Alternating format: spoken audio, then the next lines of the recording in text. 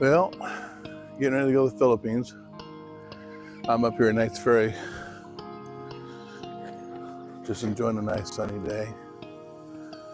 But I want to talk to you guys about some things that I had to do to get ready for the Philippines. So Gina and I both got our passports. For her, we still had to go to the consulate in San Francisco because she's Filipino. But for me, I just went to the passport.gov site, and it wasn't that hard, really. It takes between 6 and 8 weeks to get it if you just do it a regular renewal. If you've never had a passport before, it takes the same amount of time. It just costs you $35 more.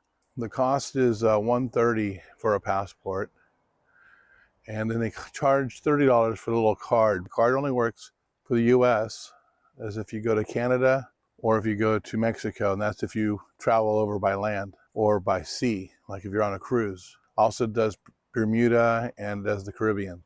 Nothing else, and nothing on the airlines. Doesn't have nothing to do with airlines. But I still got the card because I have that as a second ID anytime I need it. And that way I'm not walking around with my book all the time. Even in the Philippines, I think it'll be easier because I'll have 2 IDs. If you're in a hurry, you can expedite it. I think it's $60 extra to expedite it. It's 2 to 3 weeks that way. And if you're really pressed for time, they'll charge you even more, and you can get it instantly.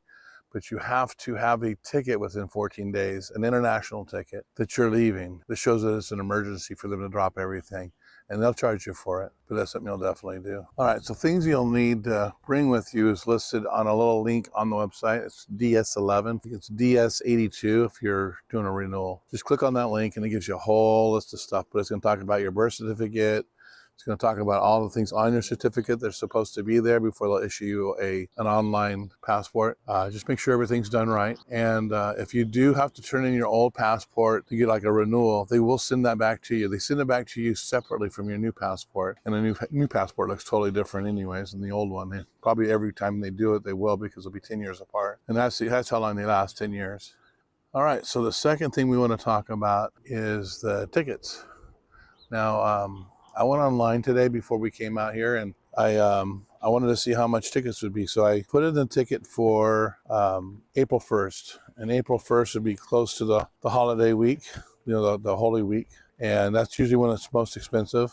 So that was, in most cases, about $1,400 for most airlines. Now, what you can carry on your plane is a lot different from in the U.S. Like when you go to the U.S., you usually have to pay for every bag. Even carry-ons you have to pay for. This one, you're going to get free 2 bags you're going to check in. They can weigh up to 50 pounds. And then you get a carry-on bag that they measure. They have that little carry-on thing they measure in the airport. They also have a camera bag, or if you're a woman, you can carry a purse and a camera bag. If you're a gentleman, you can carry a laptop and a camera bag. I prefer just to carry a backpack and throw everything in it, but they'll let you carry different things. The one thing that I heard from somebody was a little trick you can do is if you go to a shop, like you go to one of those duty-free shop, they'll give you a bag and you can put stuff in that bag. That's another carry-on that they're not going to refuse you to carry. So if you have a duty-free bag, that's another bag they'll let you carry on top of all that other bags. You take those bags and you get to Manila or you get to Cebu, you unload everything, you're good. But if you're going to do a continuing flight like me, I'm going to Iloilo, then what happens is they may not let you get on that plane, that little plane that goes island to island. They're not going to let you go in with all those bags. They're going to make you check in your carry-on or check on any bag. Your carry-on is the one that's going to be the toughest since it's probably a suitcase. Oh, you're going to need a throwaway ticket if you're single, or if you're married traveling without your spouse. And that's a rule. So what they're looking for when you come to the airlines is they're looking for a round trip ticket saying, I'm going to go be here this day and I'm going to leave this day. And that's not going to be more than 30 days. It has to be 30 days or less. And that throwaway ticket needs to be around 28 days or 2 days before you should leave, just to give you enough time. So in case you can get a cancellation on a ticket, get your money back, you can do all that too. This ticket is just to show them that you are not going to be in the country 30 days from now, 31 days from now.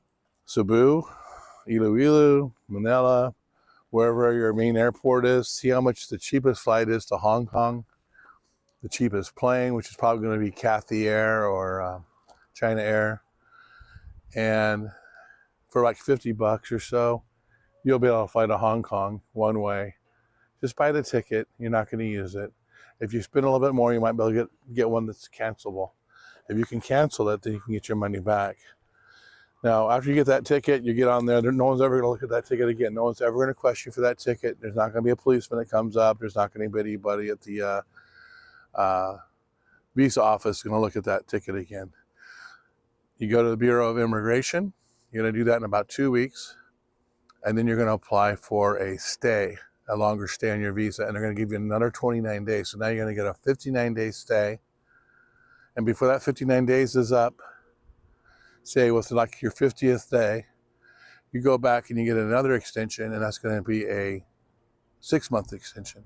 So a total of 3 years before you have to leave the country, and you only have to leave the country for 24 hours. So you can actually take a trip, maybe to Hong Kong for the weekend, Vietnam, whatever. You know, you can go to Thailand, Cambodia, Malaysia, Indonesia, any of those countries, really cheap and quickly.